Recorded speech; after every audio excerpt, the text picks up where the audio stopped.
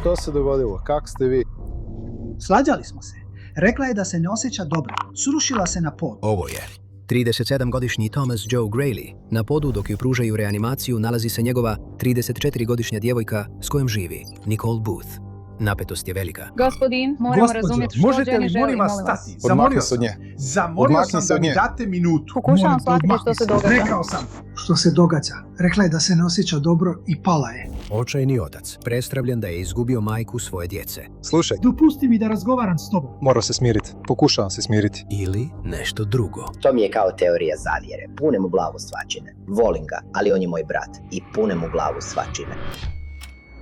Što se zapravo dogodilo, Nicole?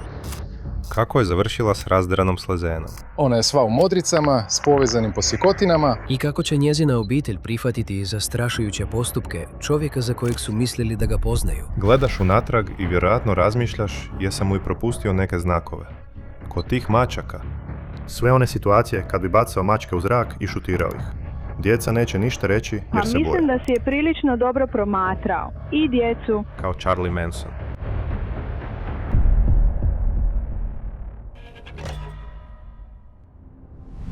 Malo nakon, 16:30, 15. studenog 2021. Ured šerifa okruga Ashtabula odgovara na poziv u Mirnoj ulici u Cherry Valley Townshipu, Ohio. Oprostite, stojim vam na putu. Netko neka uzme torbu za njega, a Kristijan neka mu pritisne glavu dolje na prsa ovdje. Dobro sam, još provode KPR. Nicole ne reagira naporu. Svađali su se i on je rekao da je ona samo pala. Gdje je on? Ovdje je.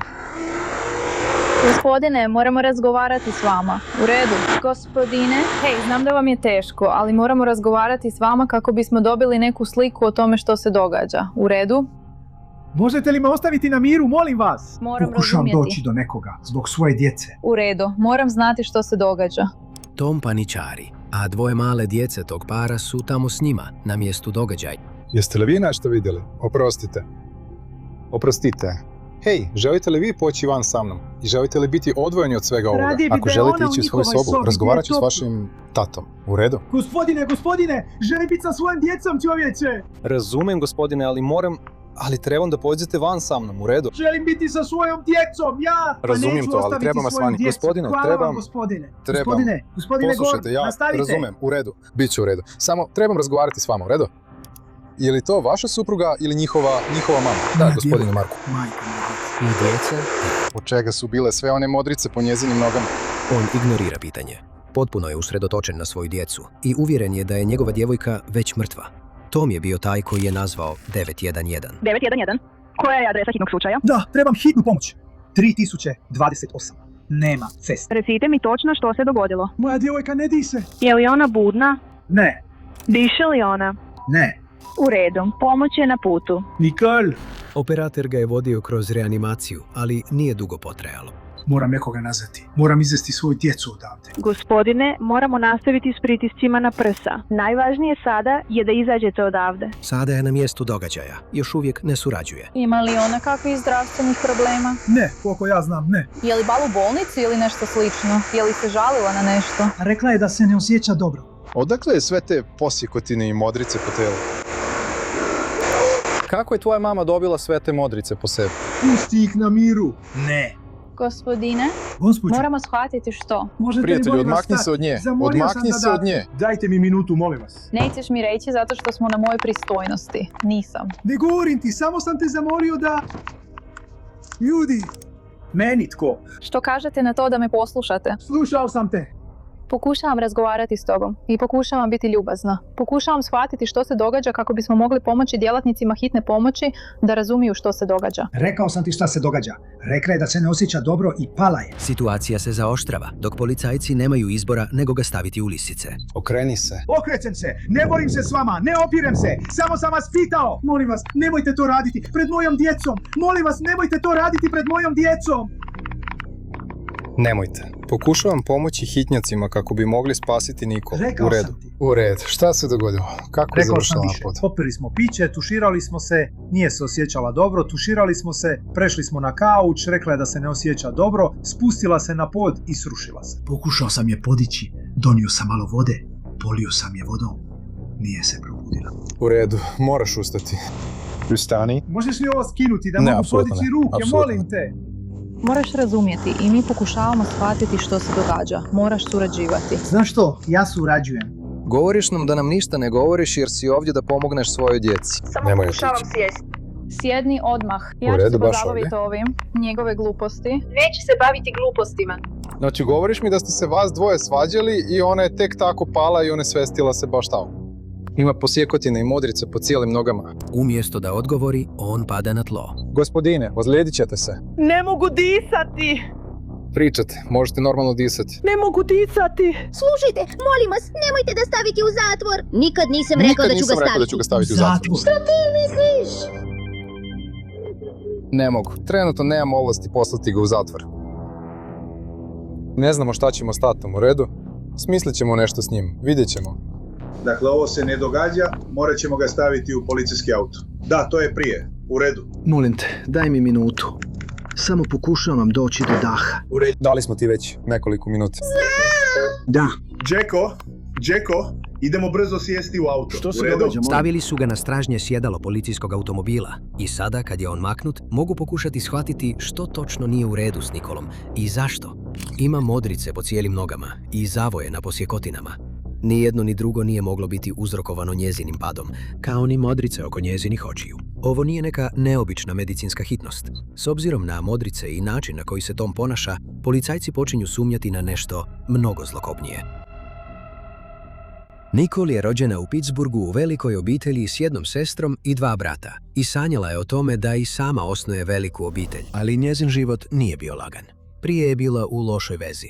Njezin muž je bio ovisnik o drogama i upravo dok je živjela s njim u Sjevernoj Karolini, upoznala je Toma. On je bio njezin tatu majstor i bila je to gotovo ljubav na prvi pogled. Odveo ju je u Ohio. Dobili su 2 djece, a ostalo je povijest. Sretno do kraja života, ili je barem tako mislila. Danas su se stvari ipak razvile sasvim drugačije. On trči okolo sav u znoju kao lud. U redu. Ona leži u dnevnoj sobi, blizu blagovonskog stola. Potpuno je bez svijesti. Ne diše. Reanimiraju je. Vidiš li ovjede na njoj dok je gleda? Apsolutno. Jesi li vidio njezine noge? Još je nisam vidio. Ona je sva u modricama i ima privijene posjekotine. Nicole je prevezena u bolnicu. A kako Tom ne surađuje, policajci se obraćaju djeci kao jedinim drugim svjedocima na mjestu događaja. Što misliš o tome šta se dogodilo? Zašto misliš da se to dogodilo tvoj mama? Ne znam, nema me ubiti, mama, ne. Što se dogodilo? Nema me ubiti. Ti. Ne može disati, zar ne?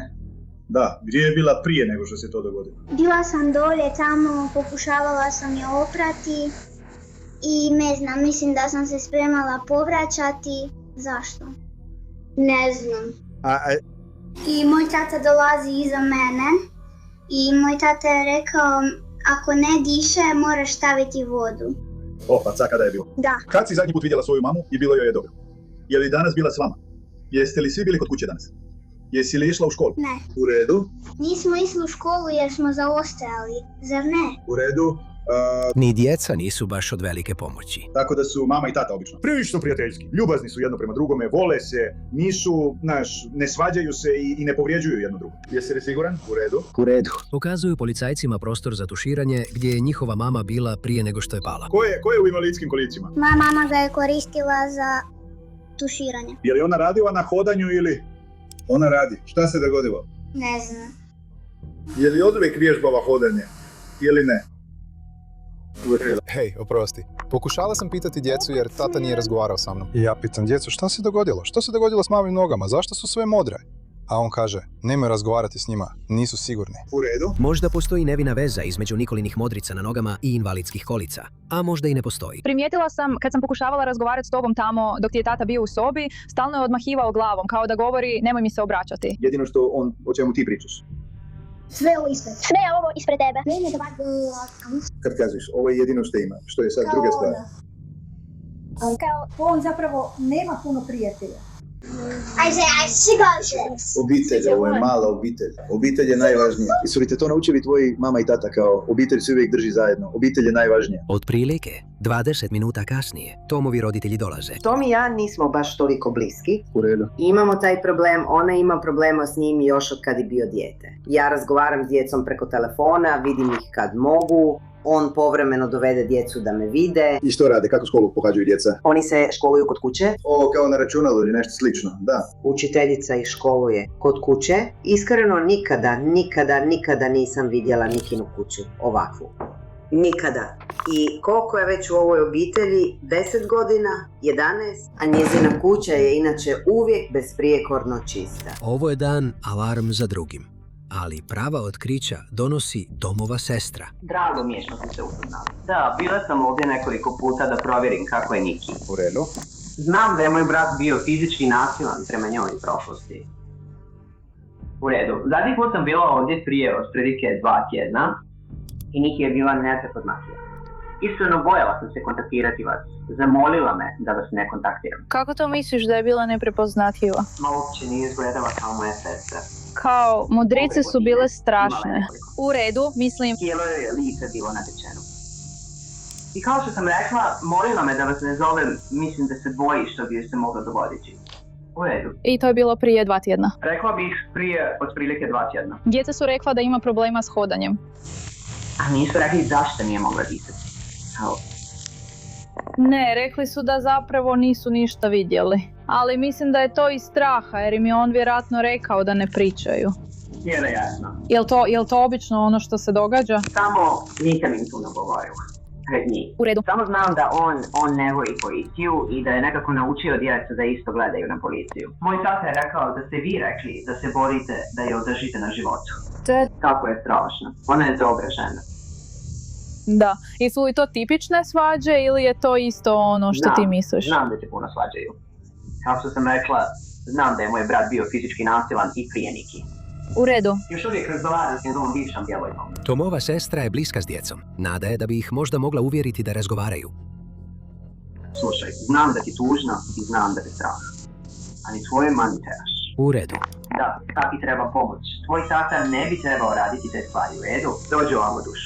Možeš sjesti. Razgovarat ću s tobom i postavit ću vam neka pitanja, u redu?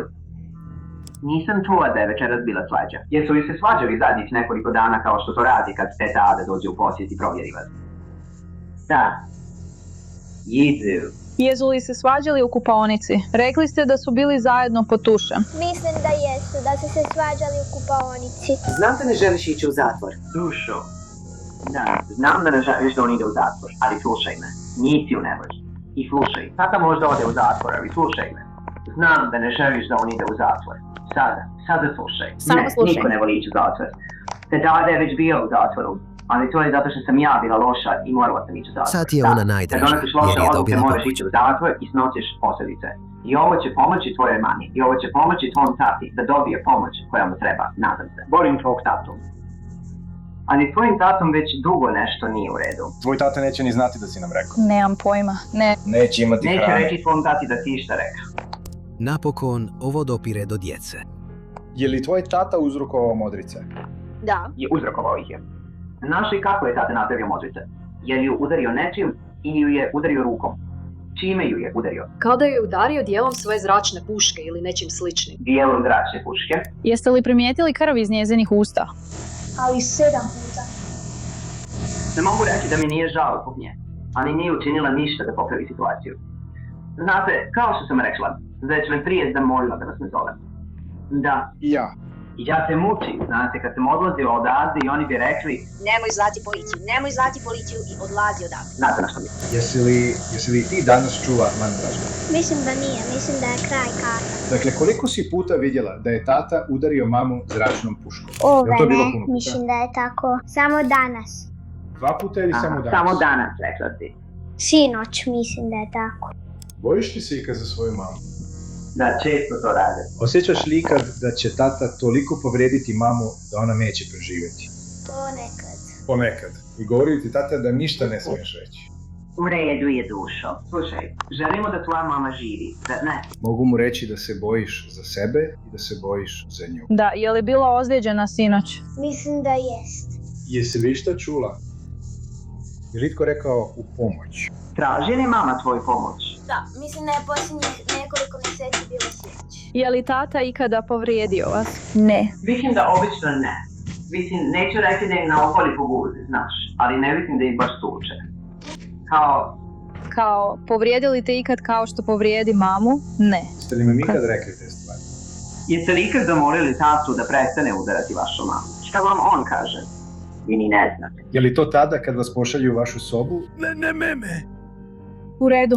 Zašto i oko čega su se svađali sinoć? Jesi li išta čula? Svađali se oko gluposti od prije 10 godina. U redu. To kažem. Koliko dugo su zajedno? Oko 10. 11 godina. U redu.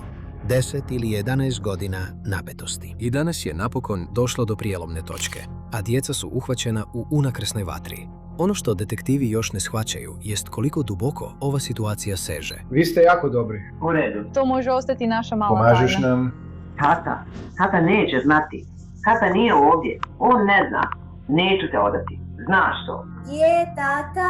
Nisam sigurna gdje je tata trenutno. U redu. Tvoj tata nije ovdje, tako da on čak ni ne zna da razgovaraš s nama. Je li još uvijek u autu? Da, ali on nije ovdje. Nisu bili u autu ili trenutno nisu ovdje. Dakle, on ne zna što se događa. Držan je u izolaciji od svoje djece i od tekuće istrage. Detektiv dolazi ispitati Toma na stražnjem sjedalu policijskog automobila. Jesi li ikada prije imao problema, Tome? Ne, ovo mi nije poznato, ali zato i pitam. Mi obično znamo one koji su česti gosti, pa tako. Ima optužbu za upravljanje vozilom pod utjecajem iz 2018. godine, ali ništa od tada. Pa, malo prije ste rekli da se ti i Nikol već neko vrijeme redovito svađate. Nekoliko tjedana. Oko čega ste se svađali? Novac? Posao? Jeste li se ikad fizički sukobili? Tom, pogledaj me. Jeste mi se ikad fizički sukobili? Možeš li mi učiniti uslugu? Što je to? Učini mi jednu uslugu i pričat ću s tobom satima ako želiš. Što ti treba? Pusti me da uđe, sjednem sa svojom djecom i zagrlim ih, jer ću ti onako morati dati stvari. Hoćeš li mi morati dati stvari? Da, gospodine. U redu. Ne znam mogu li ti dopustiti da uđeš i sjediš sa svojom djecom. Zato što? Zato što si već rekao djeci da ništa ne govore. Molim te. Što ako ih pozovem da izađu? I? Želim ti dati stvari, imam hrpu stvari koje ti mogu jebeno dati. Pa kao što? Kutije stvari. Kutije i kutije stvari. Kutije stvari. Kao što? Puno stvari. Ne znam, To mi ne pomaže. To mi ne pomaže. Zanima me što se dogodilo večeras. U redu, Tomas. Tomase, slušaj me. Hej! Nikol nije zadobila te ozljede od pada. Ti to znaš. Znam, želim da razgovarate sa mnom, gospodine. Molim vas, zamolio sam vas za jednu uslugu. I ako Nikol ne preživi, treba će vam sve što imam tamo. Dobit ću nalog za pretres i uzeti sve te stvari. Dok počinju voziti prema policijskoj postaji, Tom i dalje ne surađuje. Ne moraš. Već dugo se ozbiljno svađamo, gotovo svaki dan. I to je eskaliralo večeras. Gledaj, pokušavaš me staviti u poziciju u kojoj ne želim biti. I to stvara probleme gore. Ni ja ne bih želio biti u toj poziciji. Razumijem to, razumijem. Ne znam kakve informacije mogu dati, pa... Rekao si da imaš kutije s informacijama. Što to uopće znači? Što je u tim kutijama? Kako nam to pomaže? Kako to njoj pomaže? Znaš što je u tim kutijama? Ne, koristi svoje riječi i reci mi svojim riječima što to uopće znači. Jesu li to papiri? Jesu li to predmeti? Što je to? Što je u kutijama? Kako to pomaže? Svašta. Ako mi ne možeš pomoći, ja sam više od toga. To je papirologija. Kako to pomaže? Kako to njoj pomaže u bolnici dok je na samrti? Nemam ništa što će joj pomoći u bolnici da je spasi od smrti. U redu? Ne može objasniti važnost kutija. Ili neće. Ne surađujete. Niste nam dali nikakve informacije koje bismo mogli proslijediti liječnicima da joj pomognu. Pokušao sam reći što vam mogu dati, ali vi ste se samo okrenuli i postavili mi pitanje za koje sam rekao da ste ga već postavili. Pitali ste što je u tim kutijama što će spasiti život. I znate da je to glupo pitanje. Ne mogu vjerovati da biste mi nešto tako rekli u ovakvom trenutku. Ako to već namjeravate učiniti, trebali biste pričekati dok ne dođete u ured. I tada mi to recite, gospodin. Zar nije dovoljno što pokušavam razgovarati s vama? Zar nije dovoljno što sam pozvao službe? Zar nije dovoljno što sam vam pokušao dati informacije? Znate da u mojoj jeboj kući nema ničega što će je spasiti. Što je se dogodilo? Znate da u mojoj kući nema ničega što će je spasiti. Tom izgleda uvjeren da je sve što nije u redu s Nikol smrtonosno. Možda zato što je on imao neke veze s tim, ali istina o njihovom odnosu još je uznemirujuća nego što su policajci spremni podnijeti. Dobar večer. Thomas Greeley bit će smješten sam u pritvorsku ćeliju dok ga ne ispita detektiv. U redu. Dok je Tom u pritvoru, drugi policajac odlazi provjeriti stanje Nikole. Ona je u teškom stanju, jedva se drži na životu. Na rukama i nogama ima opekotine od cigareta, uz modrice. Lubanja joj je napukla. Oči su joj oštećene. I najtragičnije od svega, ne mogu otkriti nikakvu moždanu aktivnost. Malo je vjerojatno da će ikada ponovno doći svijesti, čak i ako preživi. Sljedećeg jutra detektivi dovode Toma na još jedno ispitivanje. Toma, razgovarao sam s tobom sinoć. Ne znam sjećaš li se. Moje ime je detektiv Warren. Ne znam sjećaš li se da si razgovarao sa mnom. I jasno je, noć u zatvoru ga nije smirila. Ovo su prilično jednostavni pojmovi. Žao mi je. Nisam siguran zašto ti je teško i zašto ne razumiješ koja su tvoja prava. I meni je teško razumjeti koja su, jer meni nije važno koja su. Zar ne, Max? Ne, nije. U redu. Zašto je to važno? Zato što sam jučer bio iskren prema tebi koliko sam mogao, a ti me praktički nisi shvatio ozbiljno. Ne, nisam. Slušaj, nismo na mjestu gdje. Ili želiš razgovarati o tome kako je Nicole zadobila svoje ozljede i kako ima modrice po cijelom tijelu koje su u različitim fazama zaciljivanja. Kako je završila s razderanom svezenom? Ili se možemo vratiti i ja te zapravo vratim u zatvor. Ona je u kritičnom stanju, ali ne izgleda dobro. Pa mora disati. Mislim da ne diše. Bila bi mrtva. Ne može disati. U redu. Ona diše.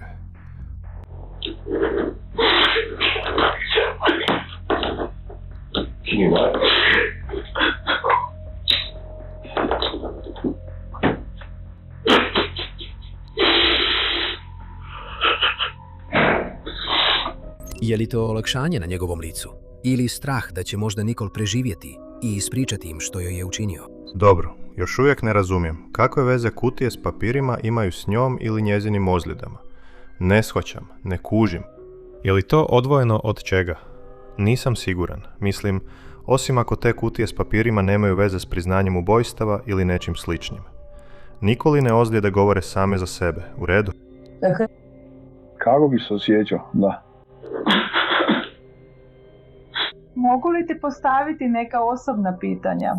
Ne postavljaš mi nikakva osobna pitanja. Samo želim znati kako se osjećaš. Je li to previše osobno? Jesi li dobro? Jesi li sam? Tom pokušava kontrolirati tijek intervjua. Nikolini ozljede govore puno. U redu. I tvoja djeca su također bila od velike pomoći. Dajem ti like. Djecu treba učiti da budu iskrena i da ne lažu i ja sam odgajao svoju djecu baš kao što je on govorio istinu. Samo zato što mogu reći svojoj djeci. Mogu svojoj djeci. Mogu reći svojoj djeci šta god želim. Oni su moja djeca. Smij se meni koliko god želiš. Kako to zoveš? Podsmjehivanje? Da. Pa dobro je to znati. Podsmjehuj mi se u lice koliko god želiš, gospodine. Da, svađali smo se. Ali ne, nismo se svađali onako kako bi ti mislio.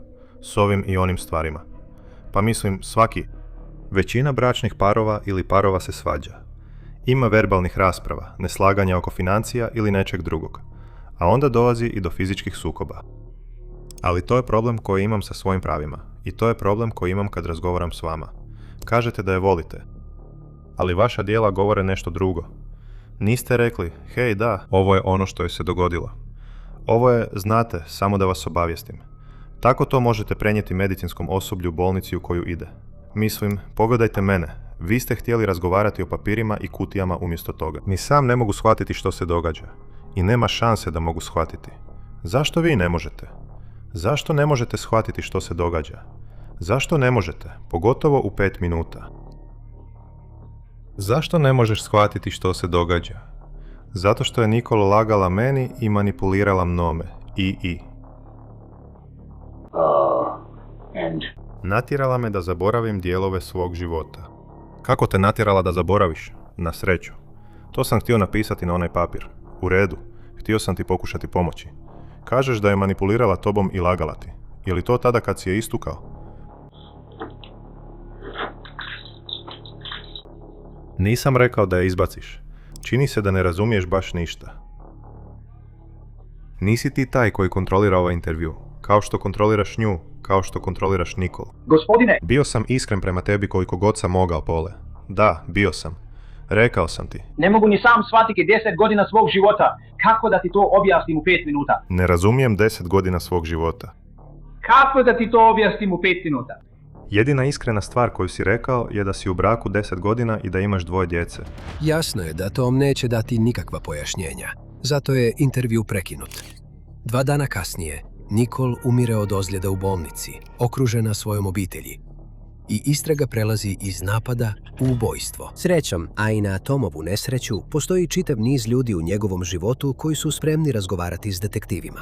A ono što govore otkriva da su Nikoline modrice tek početak. Izvolite, sjednite. Cijenim što ste došli. Da. Vi ste svjesni da je Nikol preminula? Da, u redu. U osnovi, razgovarao sam sa svima koji su bili u kontaktu sa vašim bratom. Prijateljima, članovima obitelji, svima. I jednostavno prikupljam informacije i pokušavam shvatiti kako smo došli od veze koja je, čini se, započela prije otprilike 10 godina, negdje oko toga, do događaja koji su se dogodili 15. studenog. Jer ovo je zločin koji se stvarao 10 godina. Ovo je Nikolin otac, a ovo je njegova supruga, njezina maćeha. Željeli su zaštititi Nikolu, ali nisu dobili priliku. Nisam vidio Nikolu 5 godina, niti djecu, jer sam pokušao nazvati i zatražiti provjeru njihova stanja. I on je to saznao. I onda mi je zabranio da viđam djecu i sve to. Ali Konija ih je vidjela prije samo par godina. Nikola ju je nazvala i dobila je moj broj od nje. Eto. Mislim, sve to počelo kao dovađali su i posjećivali nas i, znaš, vidjeli smo djecu, a onda je naš sin postao policajac. Sam mrvi policajice, pa više nisu smjeli dolaziti k nama. Zato sam pokušavala i dalje održavati kontakt s Nikol koliko god sam mogla. Jedini način na koji su smjeli razgovarati s njom bio je na zvučniku. Morali smo uzmati njegov telefon i razgovarati s njom. Tomova vlastita mama i očuh, koji ga zove TG, pričaju sličnu priču. Mislim, TJ mi je dopustio da nazovem i razgovaram s unucima. Unuci su me zvali. On je kontrolni frik. Mora imati kontrolu nad životima svih. Miješa se u tuđe stvari. Bez obzira o čemu se radi. Nije smjela odgovarati na telefon kad bi njezina mama ili tata zvali, ako TJ nije bio prisutan da sluša razgovor. Dakle, ako Thomas nije bio tamo, a netko je zvao Nicole, ona nije smjela odgovoriti na telefon. I on je čitao sve njezine poruke. Je li ikada imala želju izaći i pronaći posao? Nije. Nije htjela raditi, ili joj Tom nije dopuštao da radi? Mislim da joj on nije dopuštao da radi. U redu. Trebala je biti kod kuće s djecom. Dakle, kažeš da si prilično redovito razgovarala s Niki, ali kako je vrijeme prolazilo i njihov odnos napredovao, to je postajalo sve rjeđe. Tomova sestra kaže isto. Kakav je bio njegov stav prema ženama? Samo mislim da on smatra kako žena ima svoje mjesto i da bi trebala znati gdje joj je mjesto. I njegov. Je li ti ikada rekao gdje je to mjesto? Je li ikada? Ne. Ne baš. Znaš, on je jednostavno imao taj stav da je on taj s kojim se razgovara, znaš. Svi su dolazili da pobjede. Jesu li poznavala neke od njegovih bivših djevojaka? Da, još uvijek razgovaram s nekima od njegovih bivših djevojaka. Jesu li smjele raditi? Neke jesu, neke nisu. On je uvijek bio jako kontrolirajući, barem što se tiče toga s kim su razgovarale. Znam da Niki vjerojatno nije smjela imati mobitel, a znam da je imala. Mislim, čak i dok je bila samo i slično, nikad nisam imala ni 2 sekunde na samo s Niki. On ne bi otišao ni iza ugla ako nas nije mogao fizički vidjeti. Tako da nismo mogli ništa, nikad nisam imala priliku za to. Ali gdje je ovo ponašanje počelo? On i moja mama su imali nekih problema i mislim da bih možda rekla da sam primijetila malu razliku kod njega. Moja mama je dobila naknadu od socijalnog osiguranja za nas jer je moj tata je preminuo, tako je. I ona je to skrivala od mene i Toma jako dugo vremena. Tom je odselio od kuće prije nego što je imao 18 godina. Dobro, znam da je imao nekih financijskih problema i pitao je mamu za pomoć, znaš, neki novac za neke stvari i tako. A ona je pokušavala sve prikazati kao da nema novca. Znaš, više nije dobivala svoju naknadu, znaš, i tako dalje. I znam je to dio onoga zbog čega mislim da TJ ima puno problema s djecom. Jer mu je moja mama lagala. I znam da je Niki lagala, znaš, lagala mu je o stvarima, lagala mu je, znaš, povremeno. I mislim da odatle dolazi puno tog bijesa. TJ ima toksičan odnos s nama. Ne želi čuti ništa što imamo da reći. Ljut je na nas, oduvijek. Njegova šteta je Uvijek. I dobila sam naknadu od socijalnog osiguranja za njega i Honicu. I cijeli njegov život bila sam bez jedna kućka, jer sam potrošila njihovih $100,000 i nisam uštedjela dovoljno novca da im kupim kuću. Bla. Bla, bla. On, znaš, biblijsko pričanje i takve stvari. Je li on uvijek bio takav?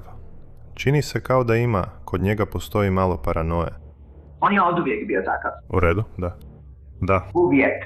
CIA, DEA. Svi su. Svi gledaju. Logane, to je pogrešno. I rekao si, to, oprosti, nisam htio prekinuti te, ali rekao si da je razgovarao s tobom i rekao da ga Nikol pokušava namjestiti. Je li to pojasnio? Ne, samo da je ona to radila. On je samo stalno govorio da mu pokušava namjestiti. Snimila je tebe i snimila je baku i snimila je sve. Jesi li znao da se snima? Zašto bi me bilo briga ako me snima? Ne radim niti govorim ništa, znaš. Ona je oduvijek bila paranoična. Je li se nešto dogodilo u njegovom životu što je dovelo do toga? On je takav od kad je bio mlađi. Da. Radio je puno stvari kojima je zlostavljao mačke. Stalno bi bacao mačke u zrak i šutirao ih. Zapravo on je bio zlostavljan kao dijete.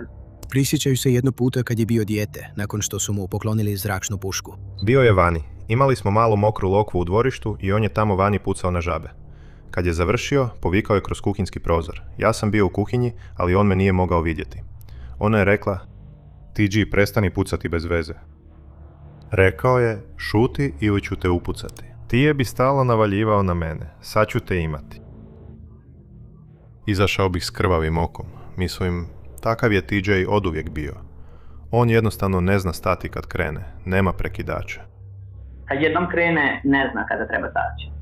Misli... Pretpostavljam da to želiš reći. Da, pa ne, nikad nije, jer da, već sam ošamario tog dečka po ustima, sjedeći za stolom za večeru. Članovi Saga. I da...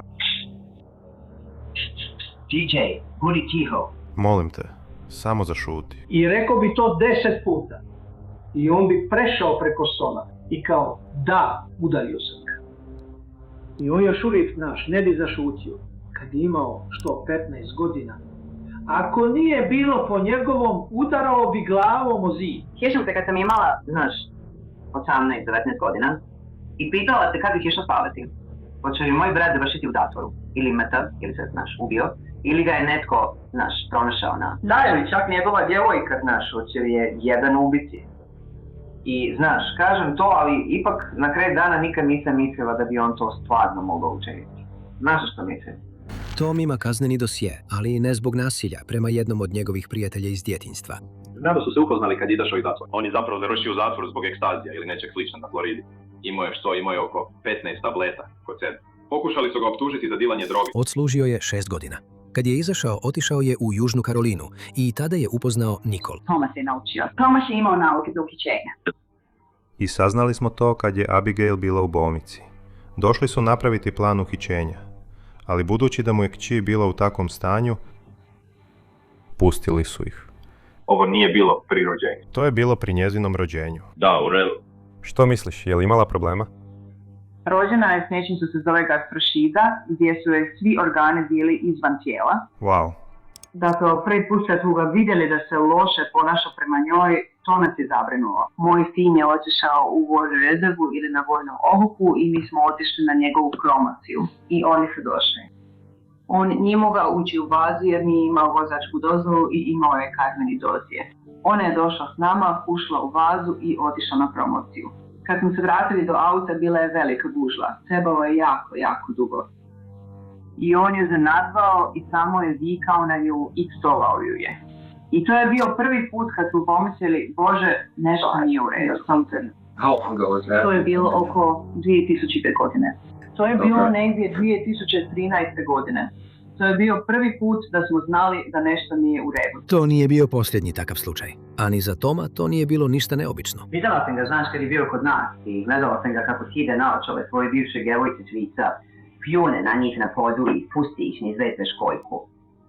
I bila sam spremna ustati i boriti se s njim. Tomova sestra se sjeća jedne posebno loše noći s Nikolom. Te noći sam zapravo vidjela kako Tom udara nju. Podigla sam je s poda. Je li ju ošamario? Ošamario ju je, stvarno ja. Kao? Mislim, srušio ju je s kauča. U redu. I sjećam se, kad sam zavirula Niki, rekla mi je, molim te, nemoj me ostaviti, on će me ubiti. Rekla je to naglas, znaš, i poslije si je mogao čuti.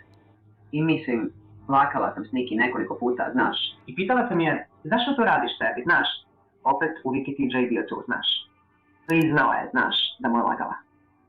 A kad on zna da laže, ona još više laže. I sigurna sam da je to iz straha. Samo sam, znaš, pokušala sam je ohrabriti. Oboje sam ih pitala, wow, zašto bi se to uopće radili? Tako je. Zašto si dobro da pobjedu i zašto dobro da nisi pobjedu?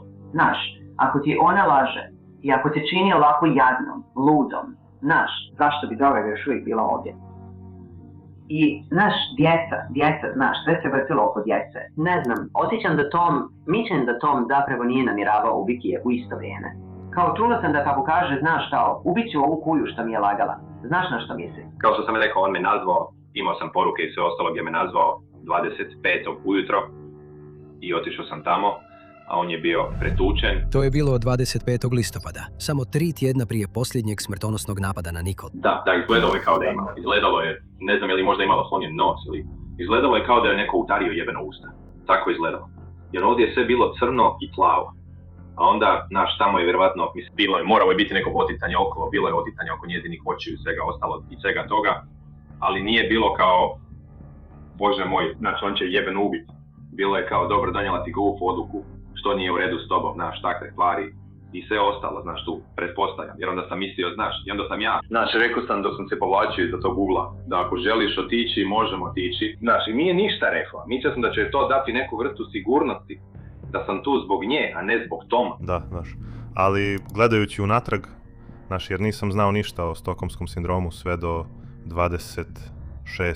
27. Tada sam sve to istražio. Znaš, i saznao sam za, znaš, stokholmski sindrom. Neće otići jer se boje onoga što ne znaju, zar ne? Tom je manipulirao Nicole da ostane s njim. I ne samo Nicole. Pa mislim da im je isto mozak. Djeci, sigurno, da. Djeca se boje ići u McDonald's jer će u McDonald'su dati da se ukide. Da ne kao je. Ovo je McDonald's. Izbačenje iz doma. Da, njima treba. Točno. Moraju dobiti. Glavnu. Tako je. Tako je, loše. Mislim, podijelila bih, stvarno bih. Kao malo pričam s njima svaku večer i s vremena na vrijeme oni nešto spomenu. Ali uglavnom uopće ne pričaju o svojoj mami. Kao ne znam je li uopće bilo dopušteno biti u blizini. Kao je li on rekao da uđe u sobu. Da, uvijek je govorio da ima veliku želju imati mjesto usred šume i imati svoje sljedbenike. Kao Charlie Manson. Izolirao je svoju obitelj, školovao djecu kod kuće i nije dopuštao Nikoli da radi. Stvorio je situaciju u kojoj njegova djeca ne bi ni pomislila reći policiji što radi njihovoj mami. Tako je to isplanirao. Pa on je postavio zahtjev da, znaš, reći ću ti što želiš ako mi dopustiš da uđem i zagrlim svoju djecu. I, znaš, kratko sam o tome razmišljao, ali meni to nije bilo vrijedno rizika. Ja ga ne poznajem, nisam, znaš, ne znam ništa o njegovoj prošlosti. Nisam htio dovesti djecu u takvu situaciju. Niti znam je li on bio rizik od bijega. Stvarno ne znam. Do ponedjeljka navečer nisam znao tko je Thomas Gray Jr. Pa nisam znao, jednostavno nisam htio riskirati. Bilo je previše rizika da to učinim. Drago mi je da jesi. Možeš je pitati. Imam teoriju što bi on učinio, ali ne tvrdim da si u pravu. Što misliš, što bi učinio? Ubio bi djecu. Zašto? I ubio bi sebe da je mogao. Mogući okidač mogao je biti obiteljski događaj na koji je ona htjela ići, kad je Tom bio uporan da je drži izoliranom. Lagala mu je o tome da ga umiri, a onda je on saznao i uslijedili su najtragičniji događaji. Ali to je samo teorija. Ne možemo sa sigurnošću znati zašto je učinio to što je učinio. Ponekad ne postoji razlog, već samo sve jači obrazac kontrole i zlostavljanja. Jedna stvar ostaje, navodne kutije s dokumentima. Tom ih je stalno spominjao u svom intervju. Govorio je o njima kao da bi one nekako mogle objasniti što se dogodilo Nicole ili što joj je on učinio.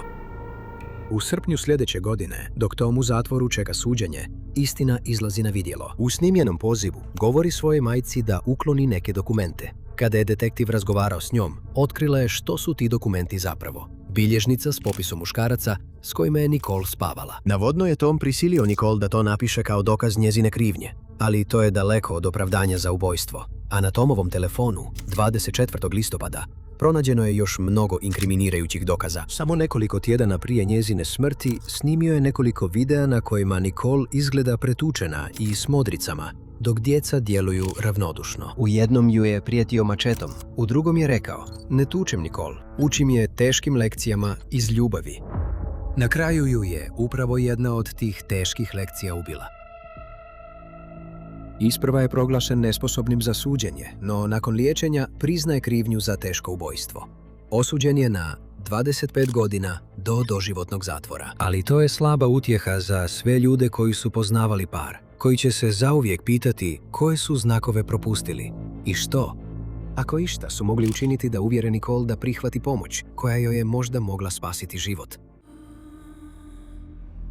Što mislite o ovoj jezivoj priči? Javite nam svoje razmišljenja u komentarima ispod. Do sljedećeg puta, čuvajte se, pratite naš kanal i uskoro se vidimo na The Decoderu.